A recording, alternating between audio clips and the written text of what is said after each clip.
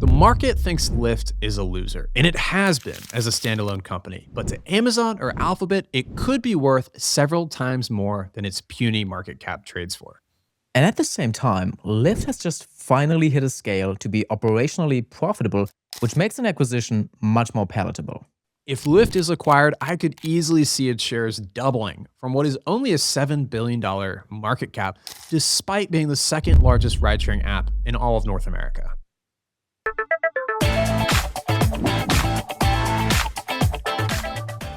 For anyone who has followed along with our podcast for a while now, you probably know that both Shawn and I are huge fans of Uber.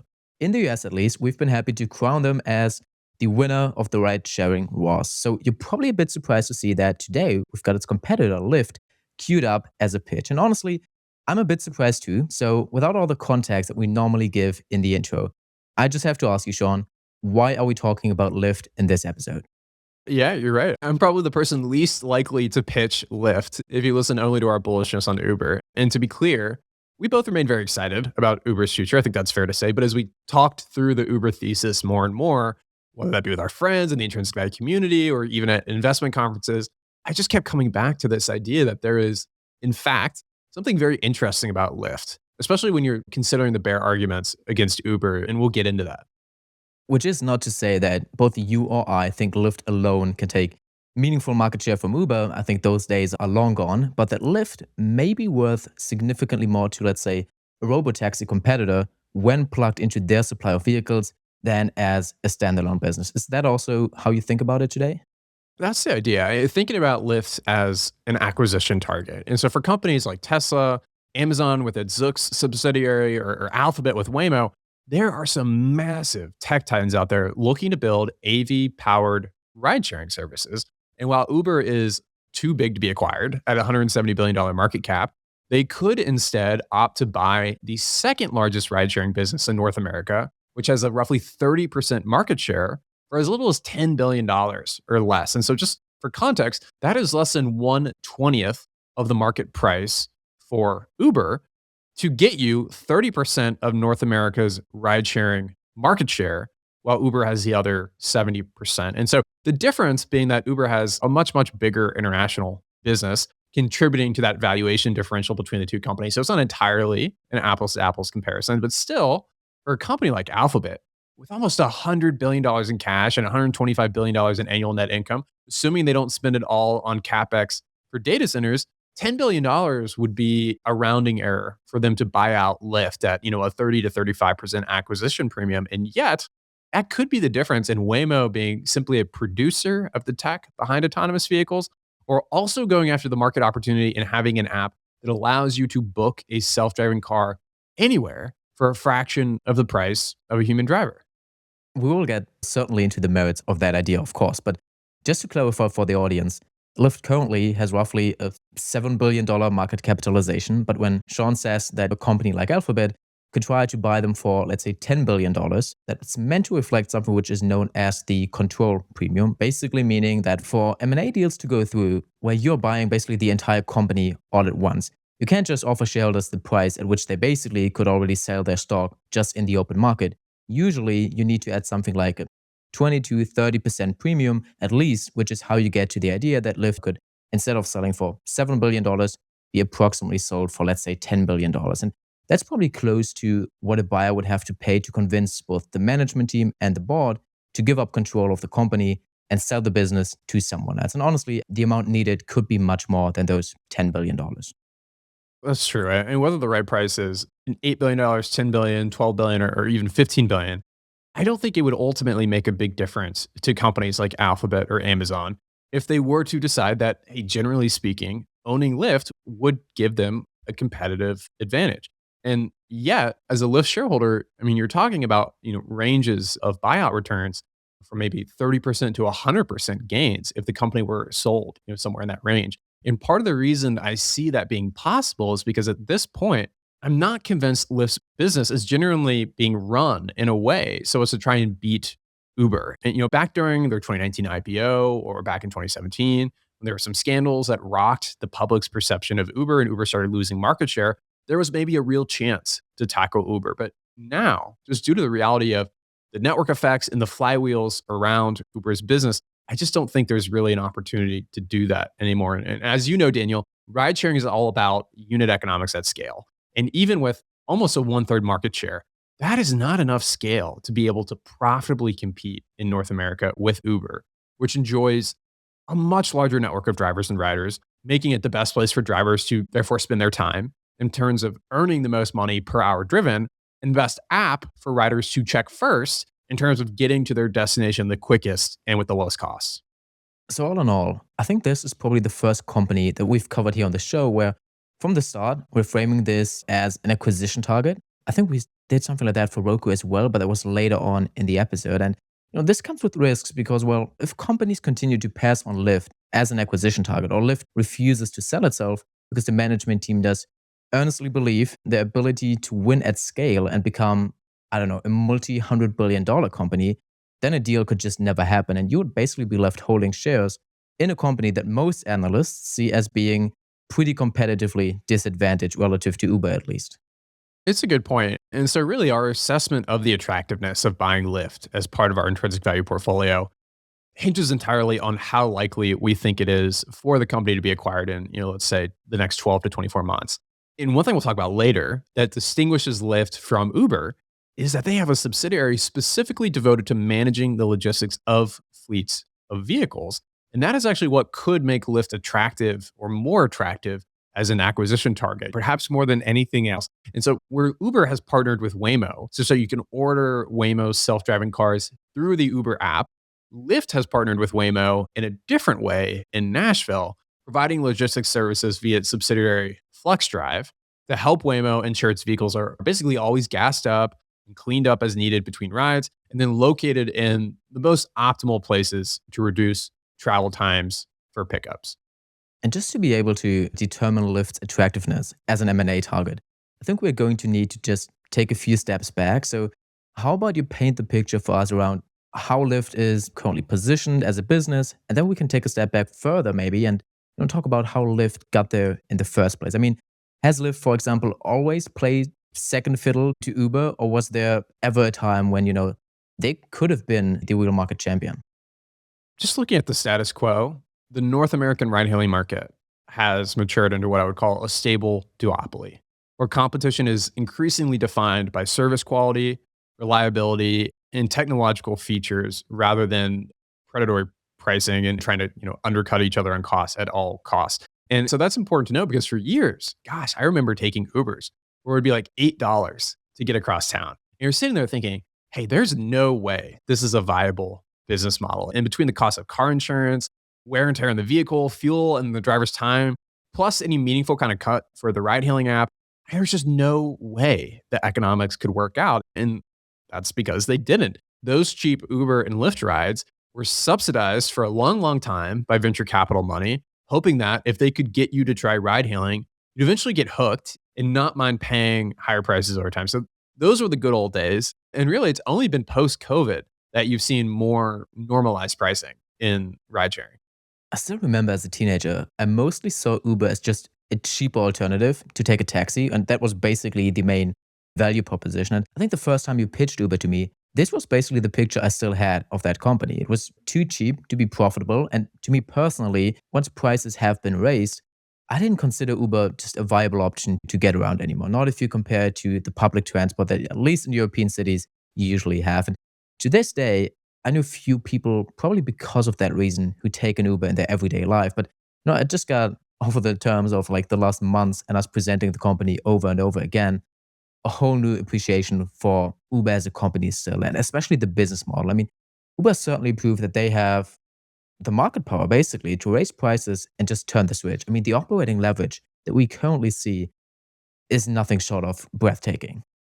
Investors weren't really sure, I think to be fair, whether this would be a winner takes all market like Airbnb or a winner takes most market where you could have a few companies operating nationally at scale. And evidently it turned out to be the latter because ride hailing is more fragmented, right? If Lyft, for example, can gain a more niche dominance over one city, then the people in that city will prefer Lyft, even if Uber is the more popular ride hailing option across the country. And so if you live in Indianapolis and Lyft has the best ride hailing service there in terms of reliability, wait times, and pricing, it just doesn't really matter to you that Uber is the better service in maybe New York City where you don't live. Most of the time, you're going to be happy with the Lyft app. And if you do end up traveling to New York, hey, it's easy enough to download the Uber app too. But it's a little different with Airbnb because you don't really use Airbnb locally. At least historically, you would not do so.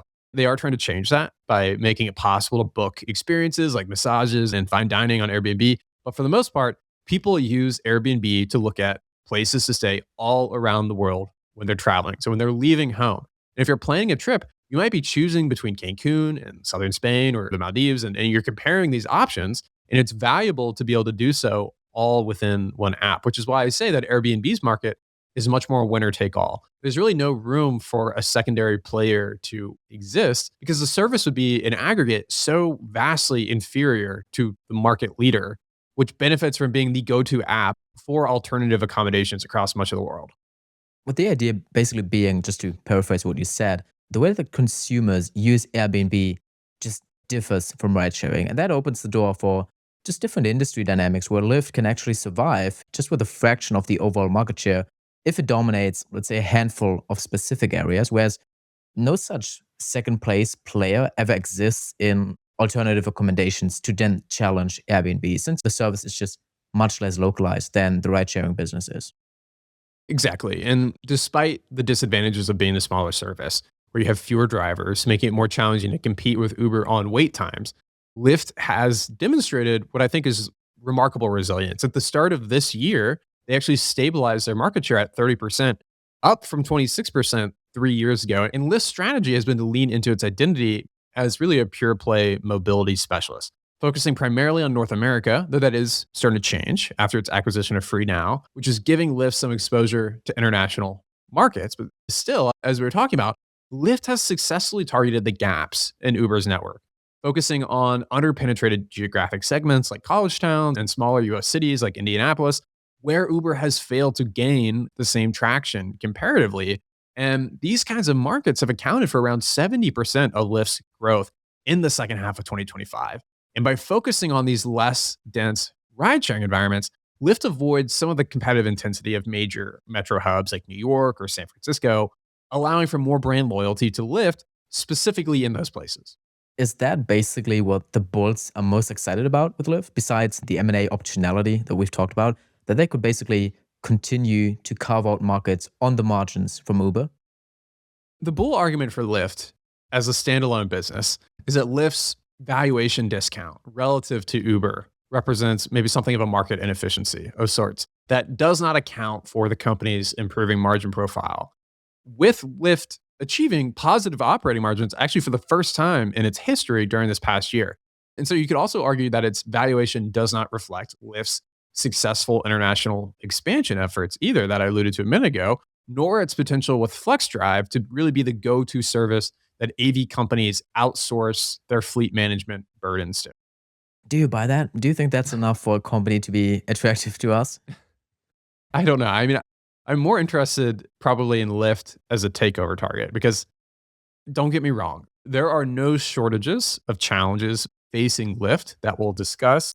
But still, I can see how there's a case to be made that even if Lyft isn't sold, it's probably a bit extreme for Uber to be worth what, like 24 times more, especially as Lyft's business is showing genuine progress and not just completely stagnating. But yeah, to me, I'm more inspired by the idea that Lyft is worth much more than $7 billion dollars when plugged into a tech giant than the idea that on its own, Lyft is significantly undervalued, which it may well be, but that's not the argument that I'm most interested in making. And many of these presentations that we held about Uber, I basically took the side of the bear argument. So I also took, a look into Lyft and then figured out, okay, well, what is the company might worth to these bigger players, let's say Amazon, all of that. So I do definitely think that's the most interesting part of the thesis. And to make sure, I do want to get into Lyft's backstory. I think it's pretty interesting from what you told me before. But I do want to hear more about the scale differences between Lyft and Uber first, just to make those disadvantages more tangible for us when then reflecting on Lyft's current competitive positioning as really a ride sharing only company, right? So no food delivery component, nothing else, just this core part of the business. As you said, Lyft was originally marketed to the public markets as being the only pure play rideshare company in its IPO in the US. But what that also means is Lyft lacks Uber's diversification. Uber was able to handle the shock of the COVID-19 pandemic by offsetting lost rideshare revenue with food delivery. And it was really easy for drivers on the Uber network, in other words, they could just switch over from driving people around to delivering people's food instead. That's not a big lift.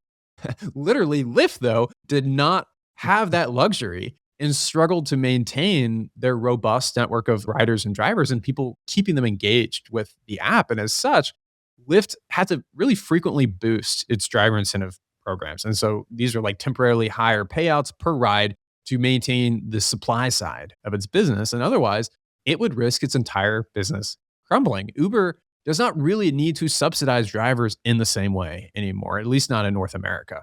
And so, for comparison, Lyft has 25 million monthly riders, while Uber has 170 plus million monthly active platform consumers. So, you define a little differently, right? Because they also have the delivery business. And so, correspondingly, Lyft handles 220 million trips per quarter, while Uber handles over 3 billion. And so the problem of lacking the same scale beyond just the weak profitability that it implies is that Lyft's value proposition to autonomous vehicle companies is also more limited too, which is kind of the counter argument against our acquisition thesis. And so for partnerships, you might wonder, why would Waymo offer ride bookings of its vehicles through Lyft when it could just do so by partnering with Uber and get much wider distribution?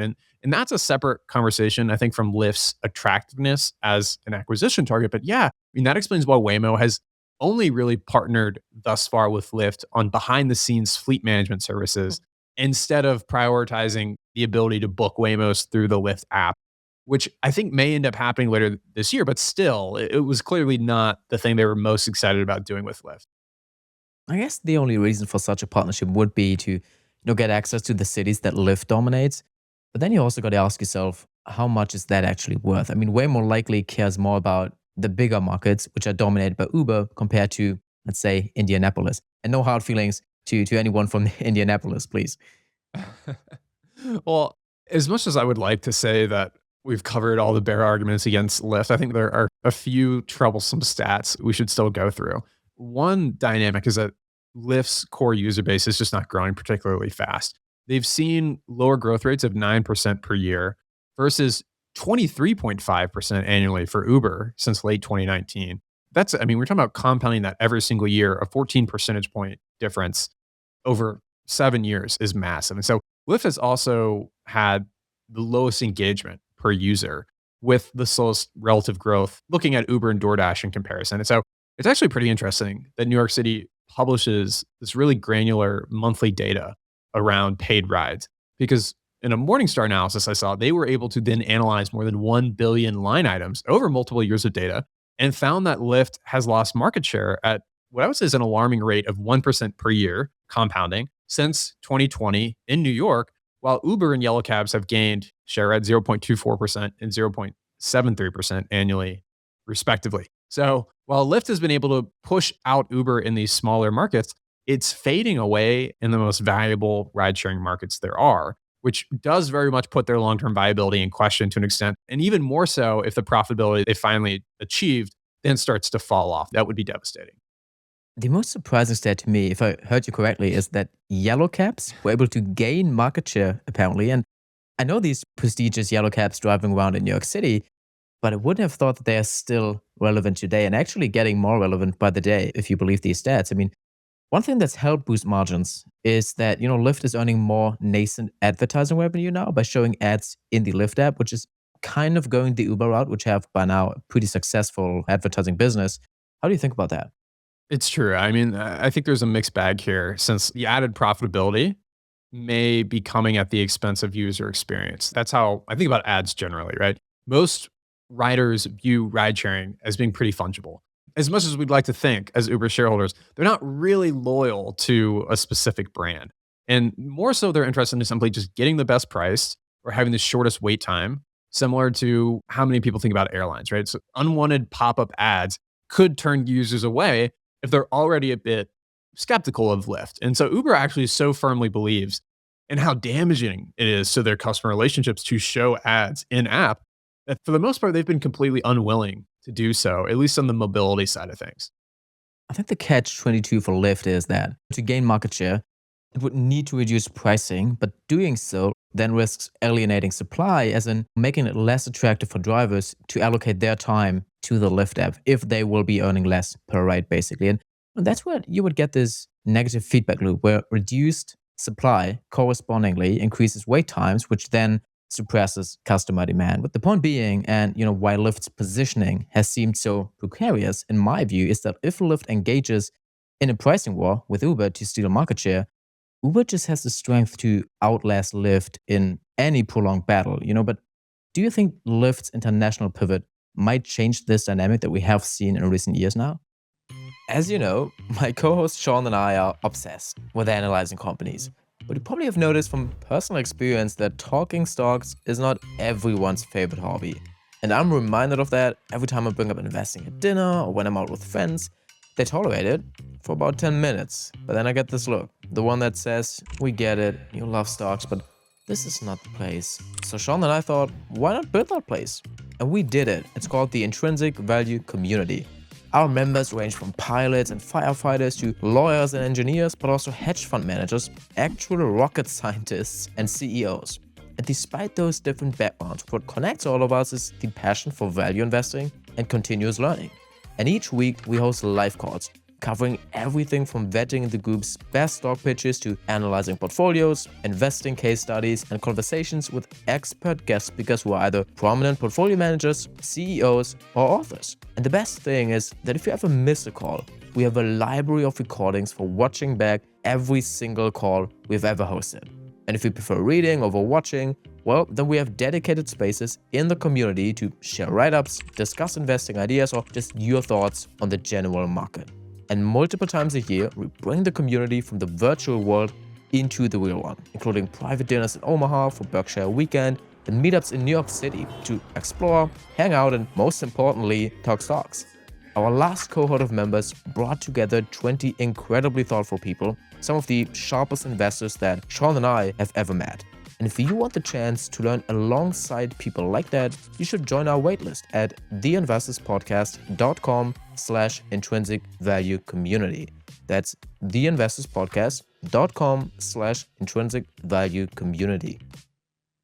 The acquisition of FreeNow probably does move the needle, but Europe remains a difficult market. Whether these two well-entrenched competitors already, so there's Uber and then there's Bolt, and then there's 50% of those taxis there that remain offline too. So still, they paid nearly $200 million to acquire FreeNow from BMW and Mercedes-Benz, which effectively doubled Lyft's addressable market in just one transaction. And for context, FreeNow operates in 9 European countries in over 150 cities with a particularly strong presence in regulated taxi markets like London, Berlin, Athens, and Dublin. And so Lyft's strategy here is to offer its 44 million annual riders to the ability to have roaming capabilities where they can access FreeNow services through the Lyft app when traveling in Europe.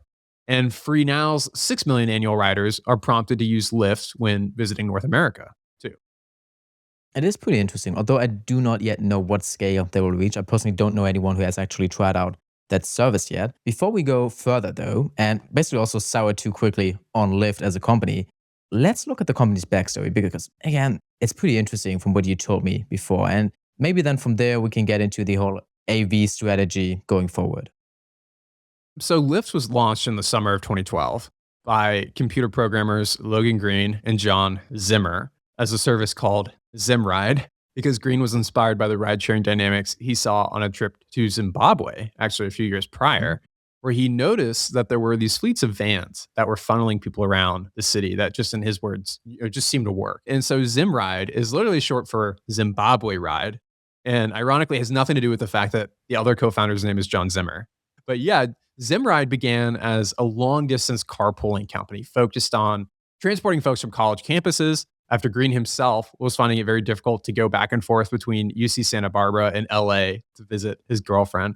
And basically, he persuaded his university to buy a small fleet of Prius cars and reverse engineered the access system and signed up thousands of students for the product.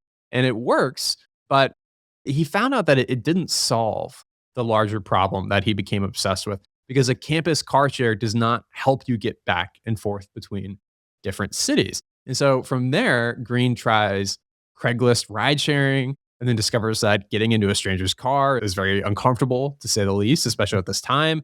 And then so he takes a detour into municipal governance by joining the Santa Barbara Public Transit Board, where he learns this kind of depressing reality that public transit is very, very expensive, heavily subsidized, and just painfully slow to change. And it's not that the problem isn't solvable, it's just that the system is not built for solving it. And so the connection between Zimmer and Green occurs when Zimmer takes a course on sustainable cities, of all things, and realizes transportation has the same occupancy problem as hotels, just with wheels. And so hotels win by keeping rooms filled. And cars, meanwhile, are these massive assets. They're almost always underutilized. And most rides are one person in a vehicle that's built for maybe up to five. And so it's just stale inventory everywhere.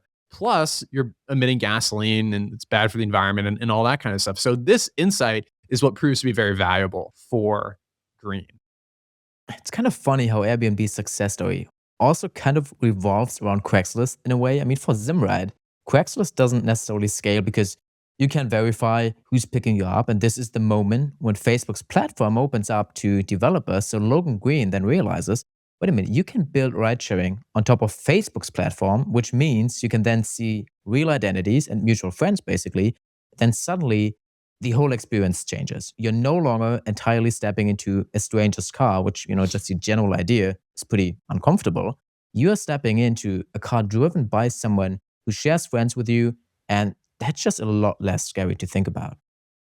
It's funny because Facebook is involved a pretty good bit in the story here. And the first institutional money for Zimride or Lyft comes from Facebook as well. And so that leads Zimmer to really go all in on this company that they're building, leaving Lehman Brothers in mid 2008, just months before it implodes. And so at the moment, I'm sure all of his friends and coworkers saw this as like being a really reckless leap from what felt like a sure thing, which actually wasn't, into this weird carpool startup that he was working on. And anyways, by 2012, Lyft was facing the uncomfortable truth that the market they built was not the market they ultimately wanted to be in. They needed something more high frequency, something urban, something that turns getting around into a process as simple as just clicking a button. And so from then, this is where kind of the mythology around Lyft begins. They had this intern hack day where the winning idea was laid out as Zimride Instant, which would be an on-demand version of ride sharing. So an intern suggested the name Lyft, swapping the I for a Y, I guess, to get a more visually appealing and maybe more unique name. And then from there, the company's name was changed from Zimride to Lyft. And they actually sold off the original Zimride service to the rental car company Enterprise. And so they almost start from scratch again. And so basically, the business pre-Lyft was to go explicitly to universities and offer them a subscription to Zimride that could be made available to their students. And then they would actually go to college campuses and kind of famously, they would wear these absurd costumes around to try and get people's attention just so they could explain to them why they should start using Zimrides.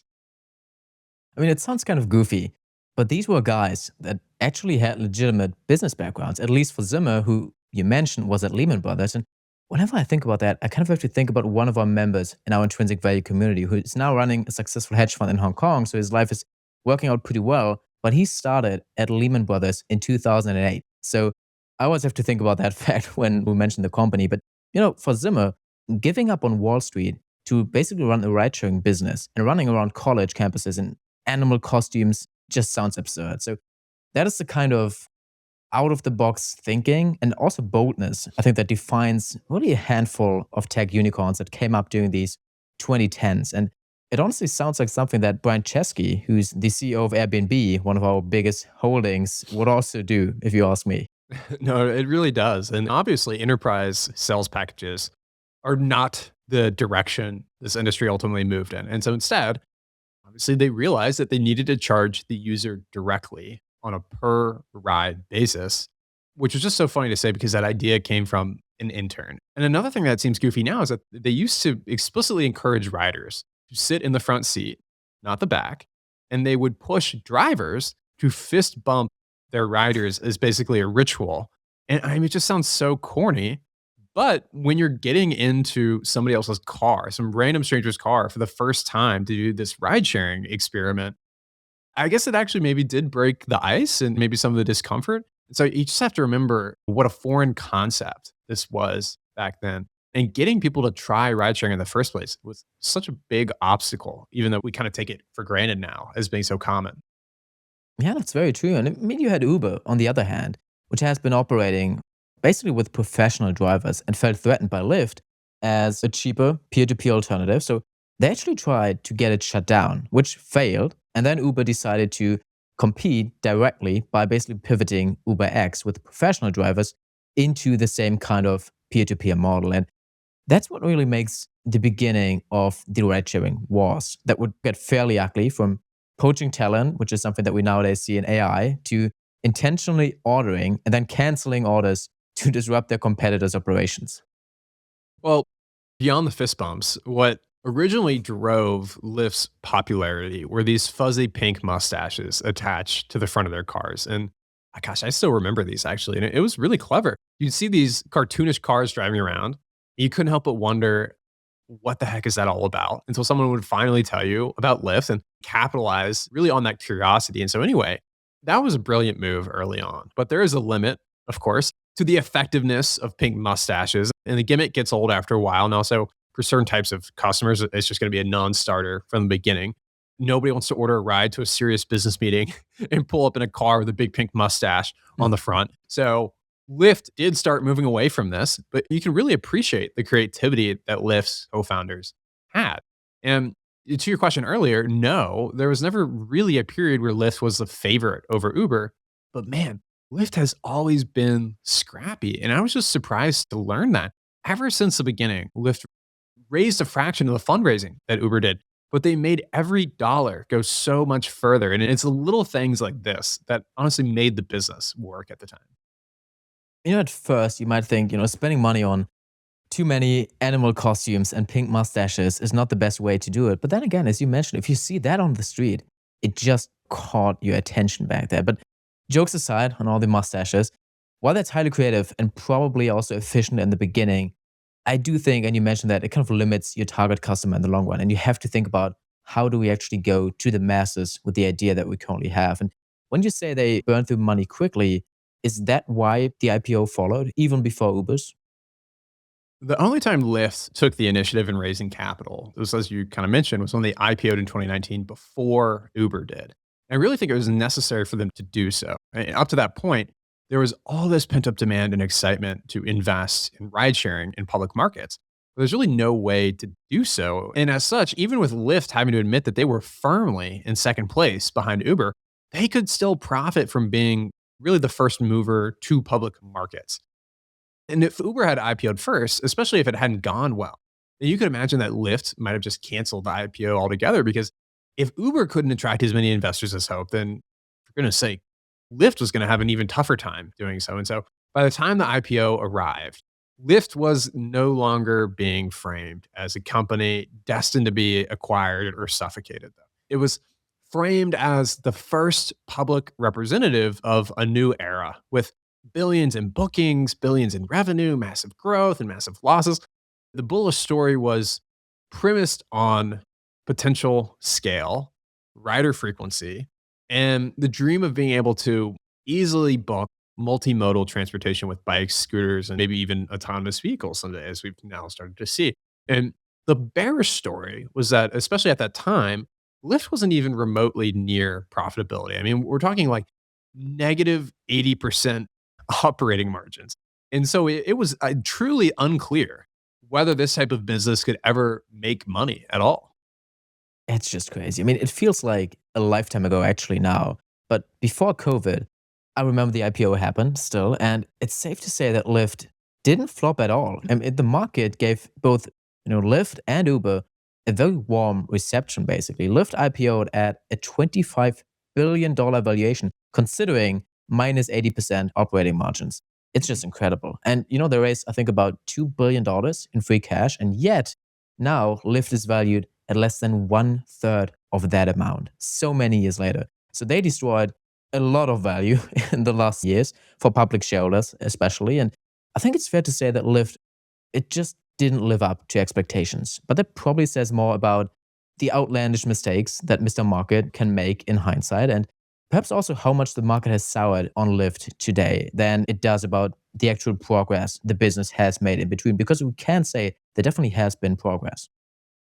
It's a mix of both between excess optimism initially and now more dour outlook. But at the same time, I don't think that even the biggest Lyft bears at the time would have thought that the company would only grow revenues by 10% a year between 2019 and 2026, when the expected growth rates of the company were supposed to be honestly several times that annually. It's also fair to say that Lyft would have fared much better if COVID just hadn't happened, right? From 2019 to 2020, revenues fell by more than 30% year over year. So making up for that while also getting hit harder than Uber for, not having a food delivery service that they could pivot toward, that was just it's been exceptionally challenging. Sometimes you just have bad luck as well. And it's so easy to mock Lyft's IPO in hindsight. But after we already know how things work out, but you were telling me too that before the call, as you went back to read the S1 for the IPO, which is this huge filing that companies make available to the public investors to kind of help them better understand how the business has been doing while operating privately, you did see some yellow flags that could have at least hinted to the fact that Lyft might get, into problems later on. I couldn't help but notice that, for example, they spend a huge part of the S1 just describing the issues that ridesharing is generally meant to address, but not specifically why they're better positioned to succeed at addressing those problems long term than Uber. And so it reads like a pep talk you might get from like a coach. Is a ton of fluff selling the vision and just a lot less detail on how that's going to be manifested. And one thing they talk about in the S1 is that the US has enough parking lots to cover the size of Connecticut, which sounds pretty egregious. And nobody wants to think about all that asphalt. And in theory, if car ownership declines because of the convenience of ride sharing apps, then maybe that's a great thing for the environment. But again, it doesn't tell you why Lyft is uniquely able to capture the value created from ride sharing and why it won't be competed away as a commodity like service, which is what we've seen Lyft largely become just based on their profitability margins.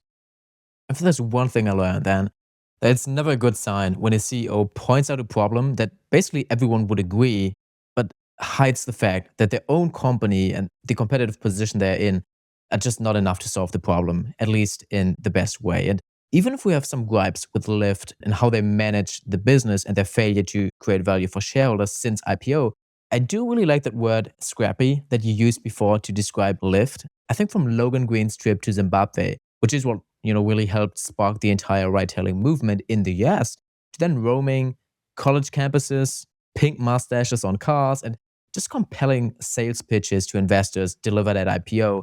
This is ultimately what enabled Lyft to defy all odds to even just exist, which ironically is probably the best thing that could have happened for Uber. That sounds kind of crazy to say, but without Lyft, Uber would be a monopoly. And if Uber couldn't point to any real competition, then I can say pretty confidently that I think regulators would have cracked down much harder on them in the past, especially in Europe. And we both know that the regulatory environment in Europe for Uber has already been pretty tough. And maybe Uber feels less grateful to have Lyft around since Lyft has stolen some market share on the margins, especially in the US and in the last few years.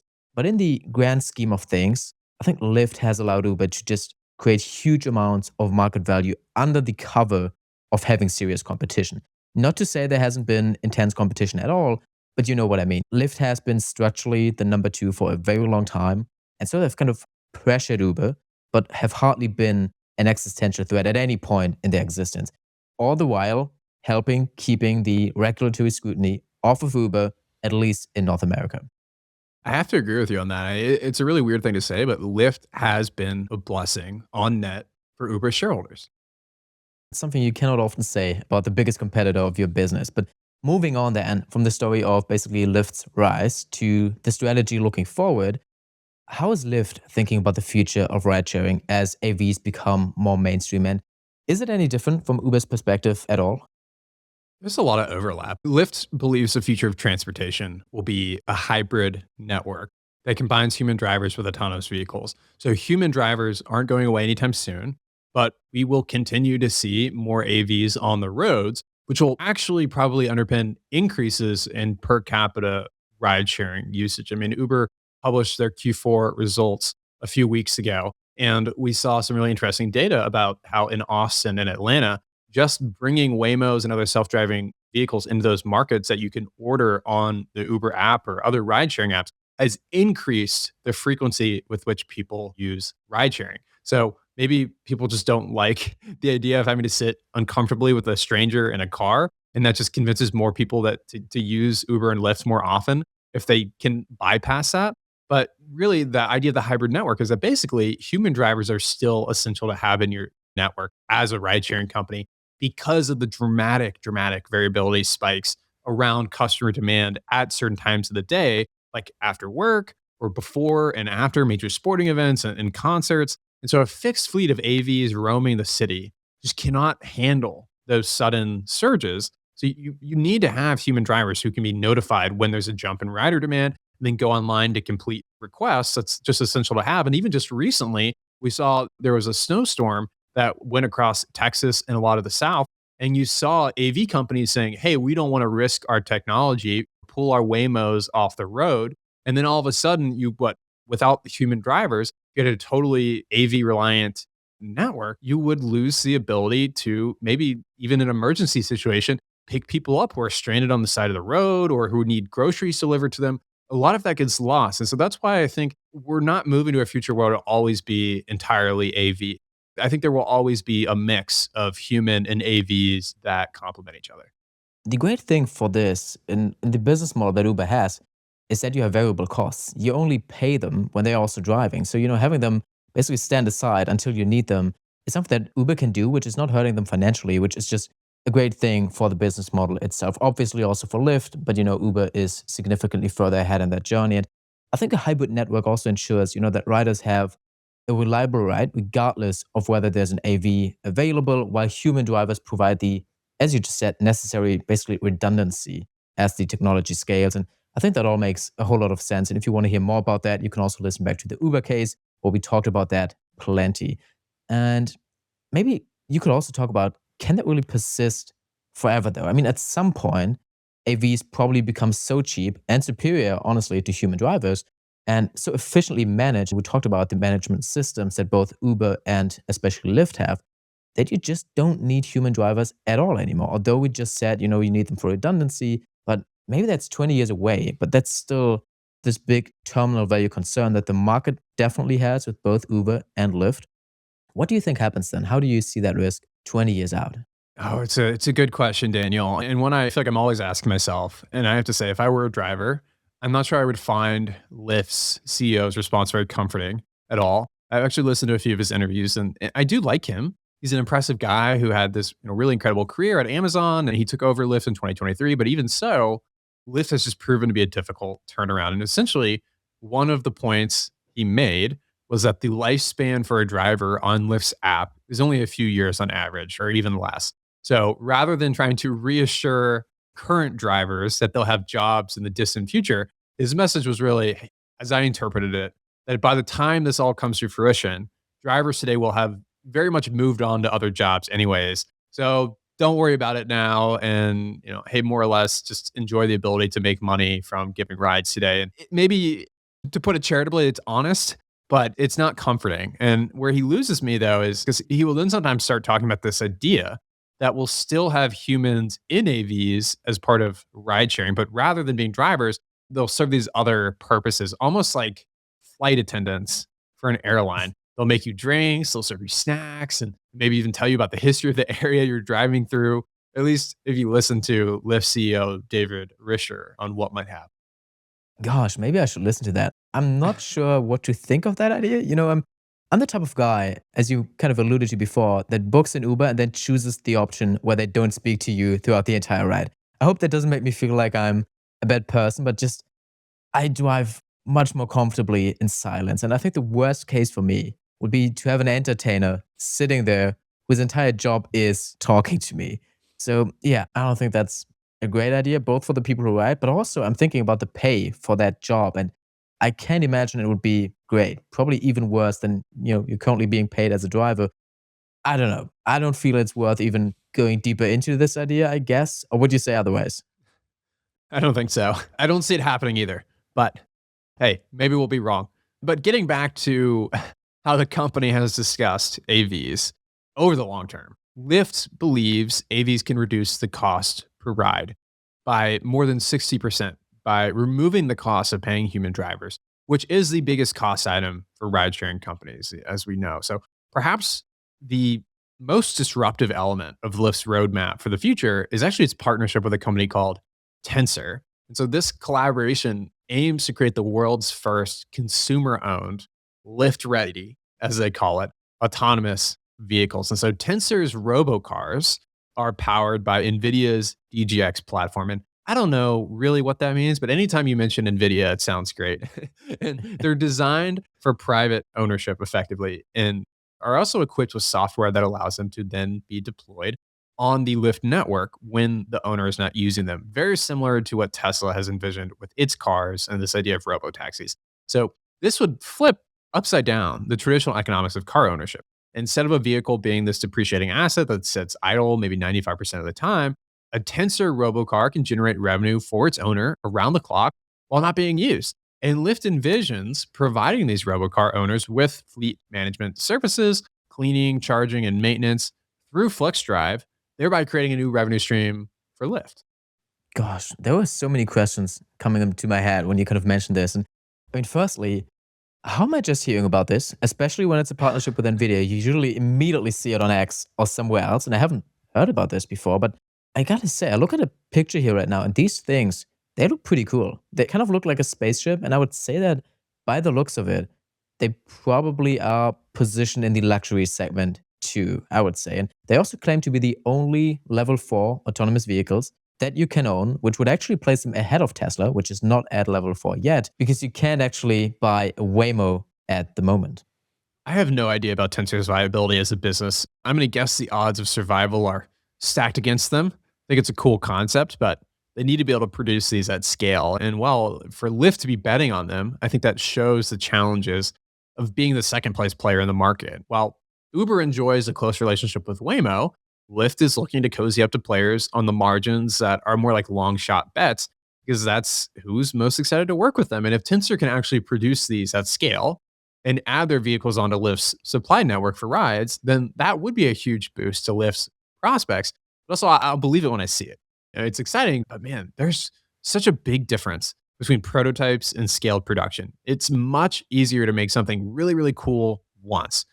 Now try building the systems and supply chain to do it a million times. So much harder. And so, nevertheless, apparently, Tensor is planning for a US IPO. So you can't say that they're not ambitious. It might occur as soon as the end of this year or early in 2027. And for context, the company first began testing vehicles on public roads in California in 2017 and obtained a driverless permit for passenger vehicles in the state in 2020. And then by later this year, they're planning to make the first deliveries of their robocars to consumers. I don't know, Daniel, maybe we should get on the wait list. Well, count me in. I'm definitely on board with that. We just need to know about the pricing before we go out and reach out for a car like that. On that note, though, I do still want to talk about something that is probably a bit more tangible to the business for now, at least, which is FlexDrive. And I think, as I understand it, the company basically is an independently managed subsidiary that does the kind of unsexy but essential operations in vehicle fleet management that you've alluded to a few times, including vehicle maintenance, cleaning, charging, storage, 24/7 monitoring, all of that stuff. The most impressive stat I've seen about FlexDrive is that the company maintains a nearly 90% operational utilization rate, which, if that scales, is going to be critical for the economics of expensive AV fleets. And what a 90% utilization rate refers to is FlexDrive's ability to minimize down vehicles, as in cars taken out of service for damage or cleaning or maintenance purposes, thereby ensuring the maximum numbers of vehicles are available to be deployed at all times. And 90% is pretty solid. And Lyft attributes that rate to having 8 years of experience in building proprietary fleet management technology designed specifically for ride sharing in mind. But actually, FlexDrive was originally a joint venture between Cox Automotive and Holman Enterprises, which was acquired by Lyft on February 7th, 2020. One of the unique things that Lyft offers, in contrast to Uber, is a car rental program for drivers who want to work for Lyft but don't otherwise have access to their own vehicle through the Express Drive program. So FlexDrive manages the rental cars in this fleet, entering into rental agreements with drivers and then collecting fees by basically just deducting them directly from the driver earnings. And again, that to me epitomizes Lyft's scrappiness. It just strikes me as a kind of innovative thing you only do from a place of desperation.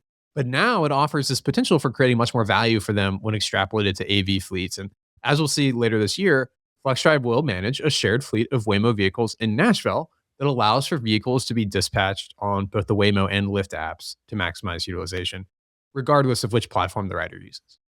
You would know better than I do, but I do think that Uber offers something at least somewhat similar. I think there's something called Uber Vehicle Marketplace, where drivers can basically be connected to vehicle rental companies to then get cars to also become a driver on Uber. But anyway, that kind of brings me to one of the other more interesting things that Lyft does that I also think comes from, let's say, a place of desperation. And it's not a move you would otherwise voluntarily undergo, which is basically to eliminate surge pricing. Pretty infamously, people get frustrated with Uber because if you order a ride at a popular time, prices can suddenly spike on you. And from a purely free market sense, I would say it's pretty logical because you need those higher prices to balance supply and demand so that people not willing to pay that price defer their order to a less busy time. So it almost seems to defy business logic for Lyft to be actively working to reduce and ultimately even eliminate surge pricing, but that is what they want to do.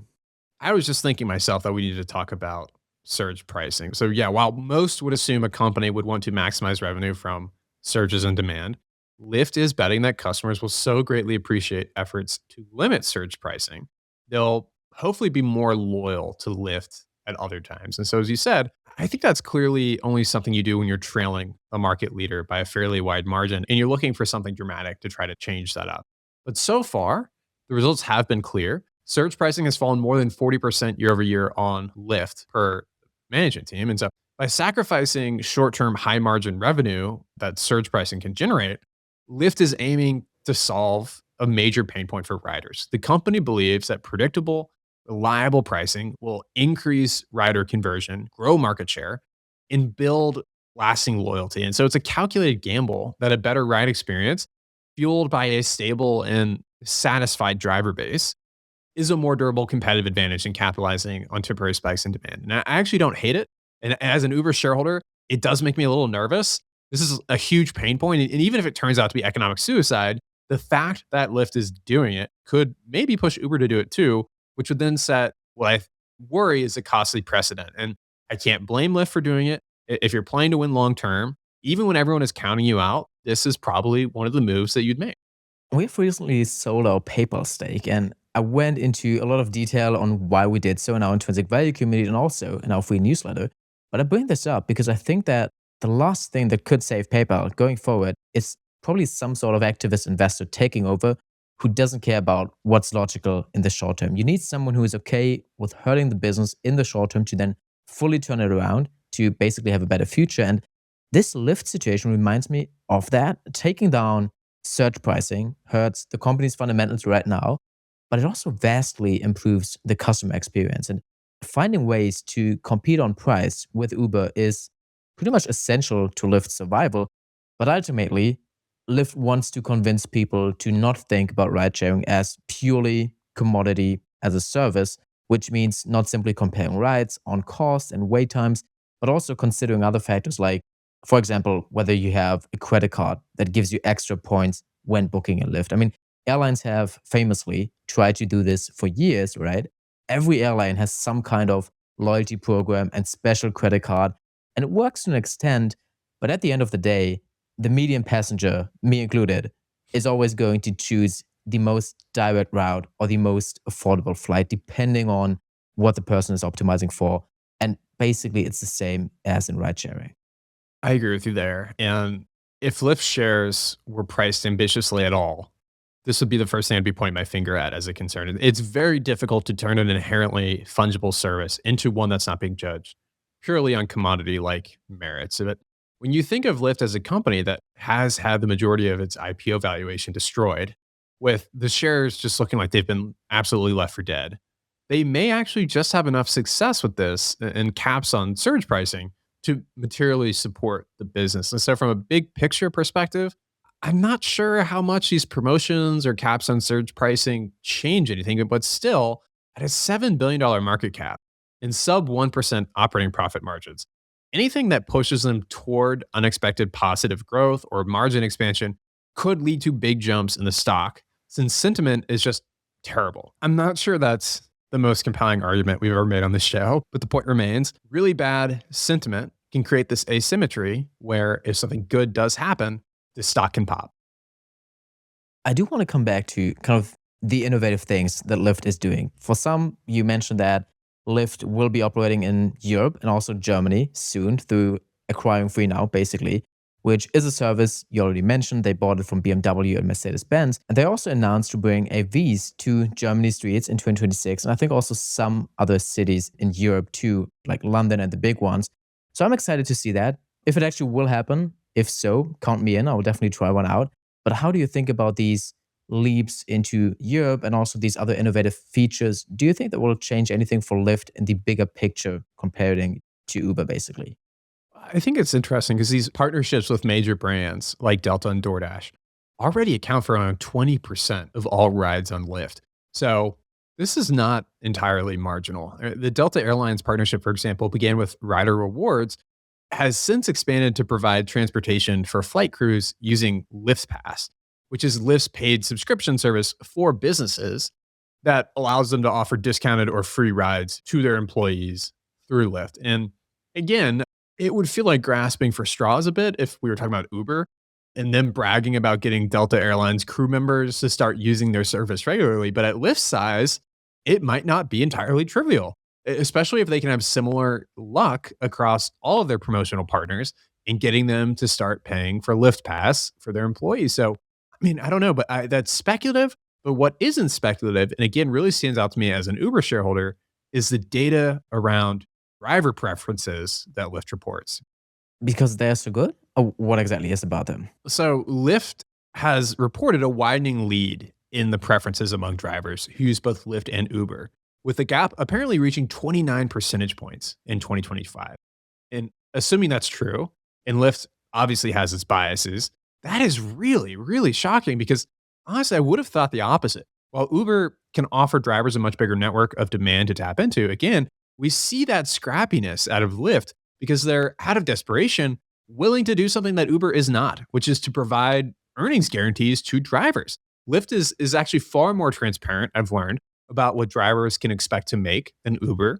Lyft is the only rideshare platform that guarantees drivers will earn at least 70% of rider payments each week, net of external fees. And since the rollout of this initiative, driver perception of pay fairness has improved significantly, with 75% of surveyed drivers stating they have a better understanding of their earnings. And well, if drivers feel like they're being treated more fairly and better understand the payout model, that alone could drive them on the margins to choose Lyft over Uber.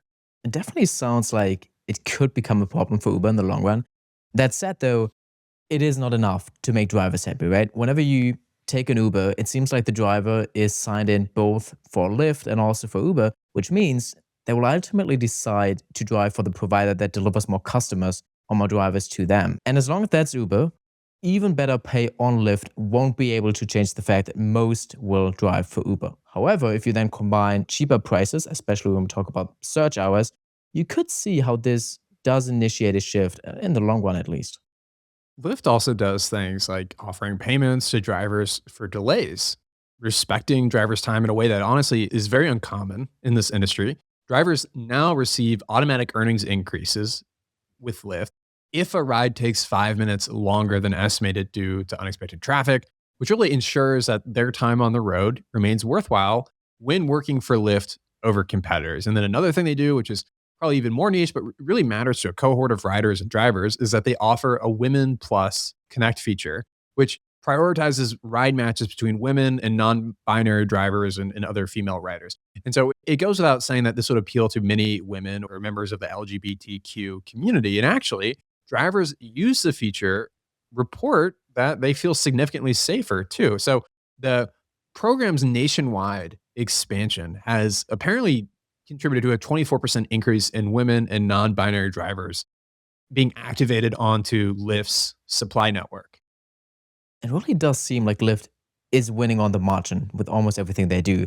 But as we zoom back out again, I think we should emphasize that we were pleasantly surprised by some of the things we came across with Lyft, but it's by no means a strong company or a compounder. I think Warren Buffett wouldn't touch this thing even from 10 yards away. And all the bad things you hear about Lyft, they have been pretty well documented before, from low founder ownership to aggressive adjusted accounting, overpaying executives as if SBC is basically free, to kicking the can on profitability by cutting prices, and just the simple fact that Uber is clearly winning this market. Well, I'm not even they begin to defend their stock-based comp. As recently as 2023, stock-based comp was 18% of revenues, which is huge. Though to be fair, in the time since that has fallen to 5%. But just as some context on the relatively new CEO, David, he built Microsoft Access, which was Microsoft's first database product from scratch. And Bill Gates was naturally pretty upset when he left to join what was then a startup called Amazon. And he ended up becoming the senior vice president of sales and retail at Amazon, which is a pretty important job there, and grew the company or helped grow the company from $15 million dollars to $4 billion dollars in sales alongside Jeff Bezos. And so they actually had a page on the Amazon website in the past that memorialized his contribution to what it's become. And so Risher then launched a nonprofit called World Reader that has reached 21 million people all over the world using Kindles, cell phones, and tablets. And so either he is really that good or the Lyft folks want to use his credentials to pump up the stock. And my inclination, honestly, is the former, but there are always multiple ways to see things. And in the letter announcing that he'd be taking over as CEO, Risher wrote this: "From Microsoft, I learned how to compete. At the time, competition was the energy drink that drove Microsoft. I drank all the Gatorade. From Amazon, I learned how to obsess over customers. Everything starts there. At World Reader, I learned how to do more with less. Nonprofits tackle some of the world's largest problems. Successful ones figure out how to make limited resources go a very long way." And so the first point there obviously refers to Uber indirectly, but the third one is, I think, the important one. He has cut a lot of costs, and it's probably emotionally easier for him to do so than for the co-founders to clean house. And since Risher took over, R&D costs as a percentage of revenue have been cut in half, and overhead costs as a share of revenue are down about 5 percentage points. And Risher is 57 and has been on Lyft's board since July 2021. So it's very reasonable to say he knew what he was getting himself into when he accepted this job. And so far, I've been fairly impressed, not blown away. He has done a decent job. And I just cannot imagine for someone who's been so successful for as long as him, taking a low probability bet like this at his age, unless he felt there was, in fact, a decent chance of success with a huge payoff. And that's actually exactly how they structured his compensation. He'll make $1 billion effectively if the stock just really takes off. And so obviously, fundamentals will drive the stock price over the long run. And therefore, I'd like to think that Risher knows his odds of success here in building Lyft's business ultimately in a way that he can capture that reward. Honestly, this might be the most bullish point of today's pitch. Thinking about having probably one of the best managers you could get signing up for this task, despite knowing, that you are at the number 2 company in this pretty competitive and just tough space to be in. So to me, that sounds like a commitment that he made and probably the most bullish point I heard. But let us get back to basically what we started with in this pitch.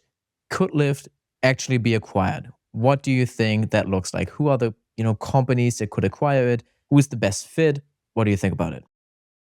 Just practically speaking, the governance barriers to a sale actually fell meaningfully when the company's co-founders stepped off the board, and Lyft correspondingly eliminated the dual class structure, providing shareholders with what is really effectively more equal voting rights within the company. And so then the question is, who are the most likely bidders now that they've almost teed the company up to be acquired by changing the shareholder governance structure.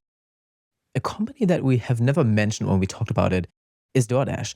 But you could imagine a combination of Lyft and DoorDash would create a perfect rival for Uber. Dash dominates food delivery and would gain a secondary position in ride sharing, while Uber dominates ride sharing but has a secondary position in food delivery.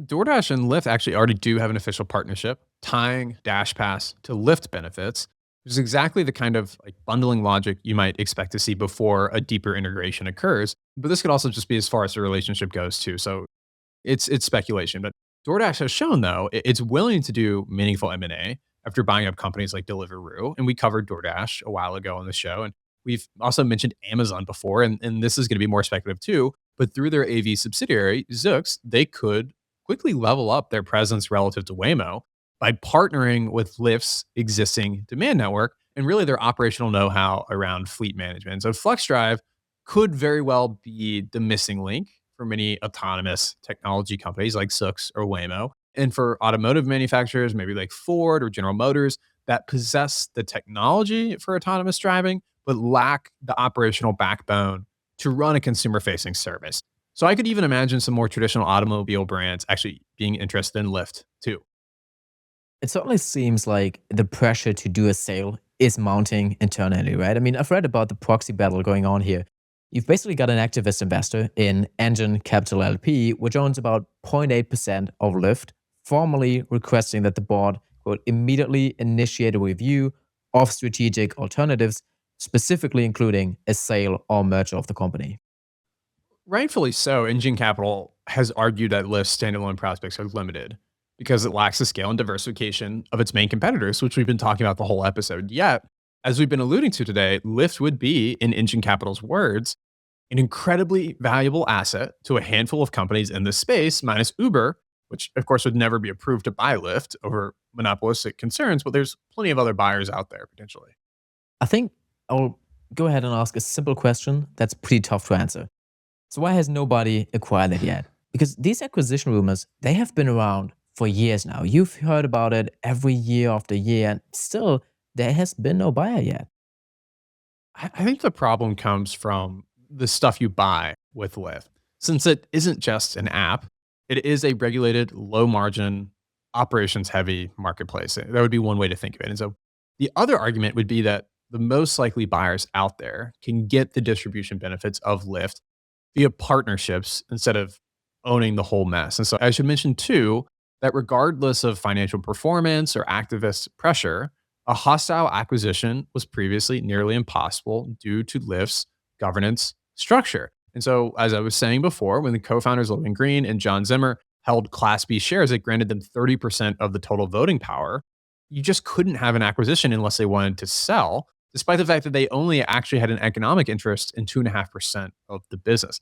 But again, that changed last summer, which is why the idea of Amazon acquiring Lyft, since David Risher is an Amazon alum, after all, is starting to look so compelling now. And effectively, the founders announced that they were stepping down and converting their super voting shares to common stock. And that is what opened the door for a takeover to actually happen. And so the founders' voting control has dropped to just 2.3%, more in line with the amount of stock they actually own. And that news sent Lyft shares soaring 8% the following day, since Wall Street has long seen Lyft as a somewhat obvious takeover play. And with this migration and share class structure, the odds for that possibility occurring, I would say, have increased significantly. I still remember sitting us, I don't know what company we discussed that day, but we thought about if this would be the change that finally finalizes basically a takeover of Lyft, because this is completely changing the structure and makes it significantly more likely. But again, by now, this has been some time ago. And since then, correct me if I'm wrong, there haven't been any serious offers coming in. Well, I think that's right. And the other reality is that for AV companies in particular, the thing is Lyft is just doesn't fix any of their most urgent issues at the moment. Zoox and Waymo are trying to figure out how to safely and legally roll out their vehicles across the US. So for the time being, they're not really worried about a ride sharing marketplace that can compete with Uber. And so taking over Lyft would be a more distraction than anything, probably in the short term. But in another year or two down the road, or maybe a little bit further, once those fleets are increasingly in place, Lyft's data on rider behaviors, its distribution, their regulatory relationships, and all that stuff, and then in particular, their Flex Drive service, well, that might become much more attractive for an acquisition as these AV companies go from scaling as quickly as possible to trying to manage these rollouts and then trying to maximize the monetization of these rollouts. And so FlexDrive is only going to become increasingly important as more and more AVs are rolled out onto roads. And I think that's complementary of their core offering, which is this distribution among folks who use ride sharing apps.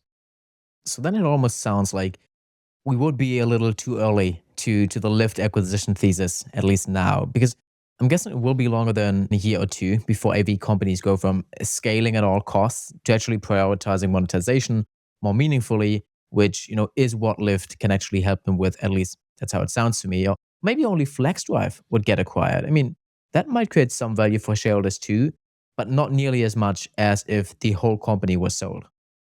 They're really good points. And if I had to put together maybe a 5-year bull thesis on Lyft, it would be something along the lines that over the next year or two, Lyft's business will continue to improve and show off its profitability, even if it's modest compared to Uber, which would boost its attractiveness to an acquirer further down the road, which is when the stock could easily double depending on the offer. And it sounds silly, but for a company like Lyft with a 1% operating profit margin, going from 1% to 2% is a double in their nominal profits created. And so we've seen that with Uber in the last 3 years. They went from 2% to 6% to 10.5% operating profits.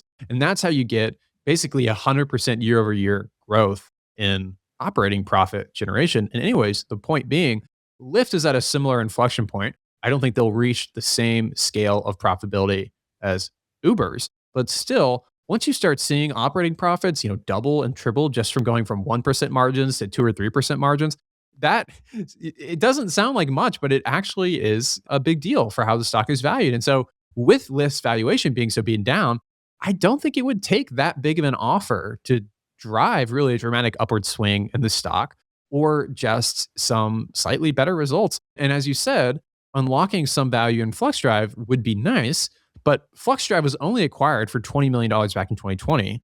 So even if they sold it for 5 times the price, the impact for Lyft would be limited. So I don't want to overstate the importance of FlexDrive to the thesis here. It is ultimately about Lyft's distribution. And FlexDrive is just kind of something that is interesting on the margins.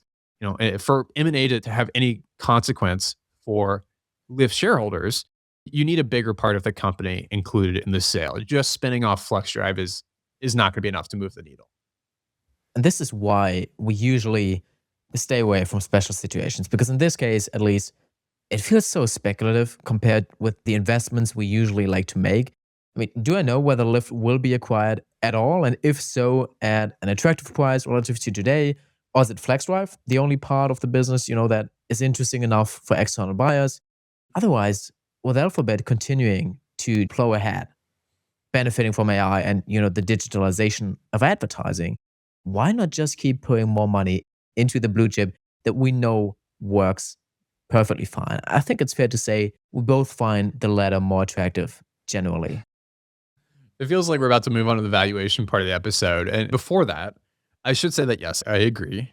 And I'm pitching this more, I think, as a watch list name for us because we've done the work on the business and now we can better track along with their progress. And as it seems likelier for an acquisition to be possible, assuming the stock is still beaten down, maybe it is something we could kind of make a leveraged bet on at some point. We could test out using long term options, also known as leaps, for the first time for something like Lyft.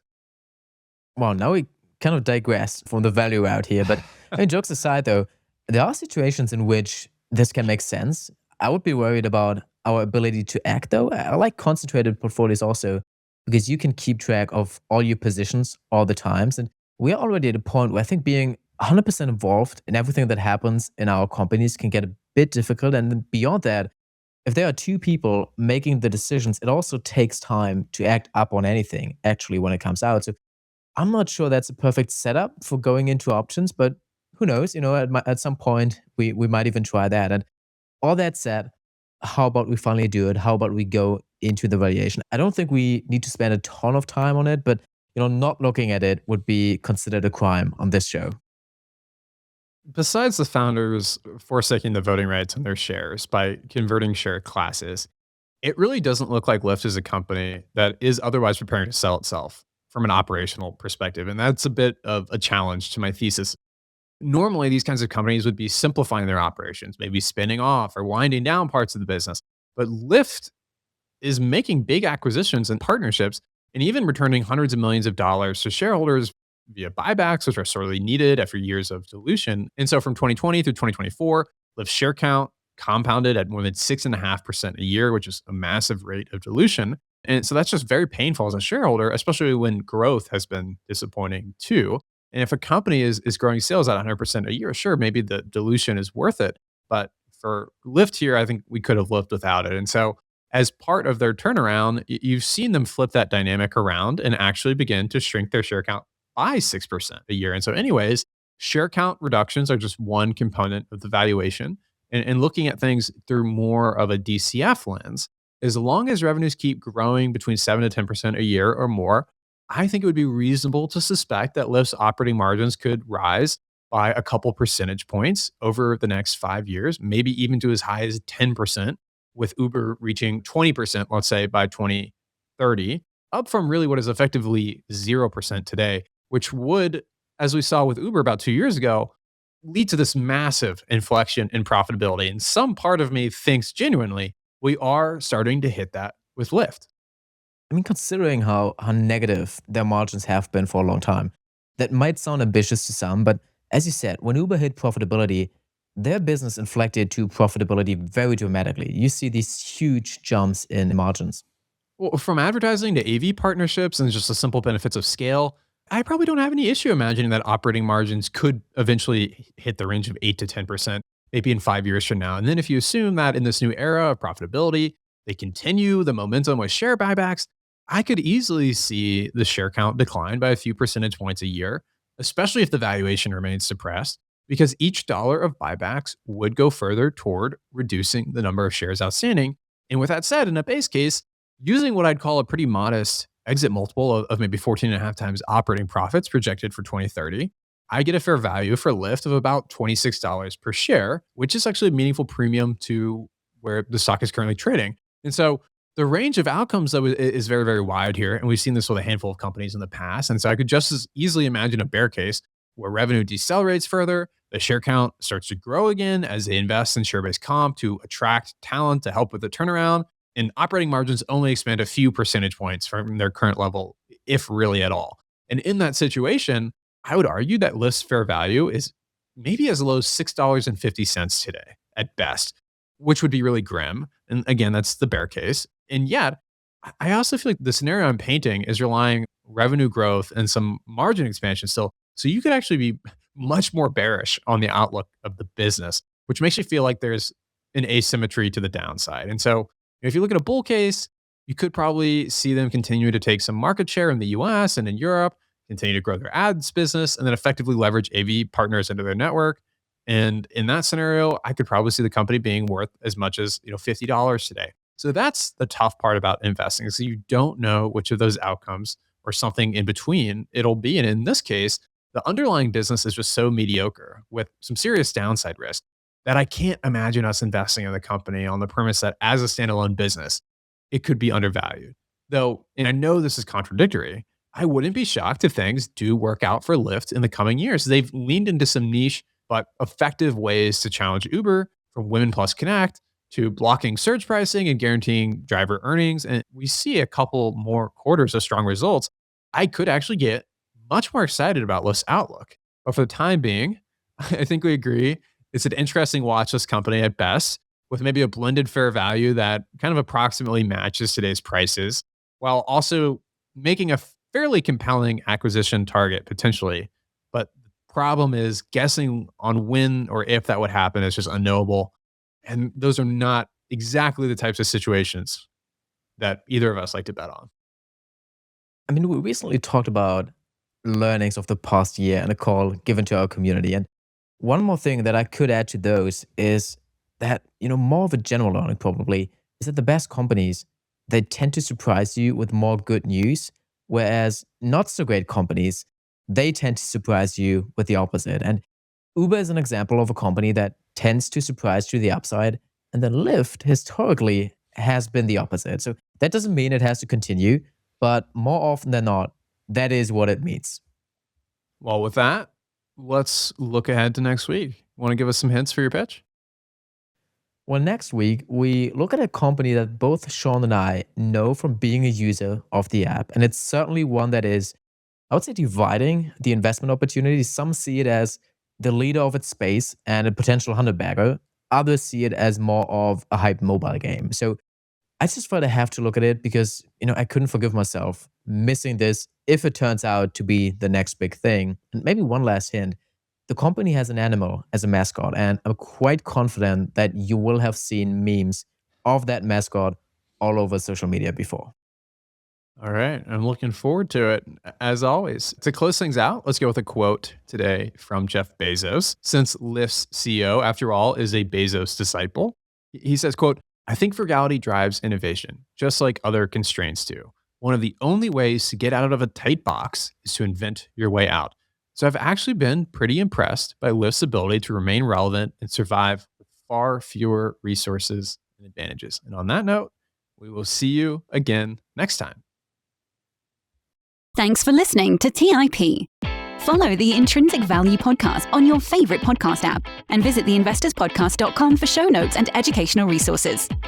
This podcast is for informational and entertainment purposes only and does not provide financial, investment, tax, or legal advice. The content is impersonal and does not consider your objectives, financial situation, or needs. Investing involves risk, including possible loss of principal, and past performance is not a guarantee of future results. Listeners should do their own research and consult a qualified professional before making any financial decisions. Nothing on this show is a recommendation or solicitation to buy or sell any security or other financial product. Hosts, guests, and the Investors Podcast Network may hold positions in securities discussed and may change those positions at any time without notice. References to any third-party products, services, or advertisers do not constitute endorsements, and the Investors Podcast Network is not responsible for any claims made by them. Copyright by the Investors Podcast Network. All rights reserved.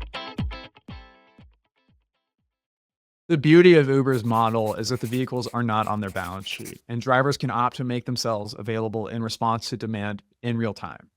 Thus, Uber drivers can be incredibly flexible about responding to ride requests and a lack thereof. Another way to maybe say that is that supply on Uber's platform naturally adjusts to demand. And for, say, Waymo, to try and allocate XYZ number of cars to a city that will displace Uber, well, the reality is that they're either going to under-allocate vehicles or over-allocate them at any given moment in time. There's just no way to perfectly match demand with a fixed supply of vehicles driving around, which is why it's better to deploy a more limited fleet and just partner with Uber, tapping into their network for bookings. And then the vehicles can be used for other purposes or as just an occasional alternative to a regular Uber.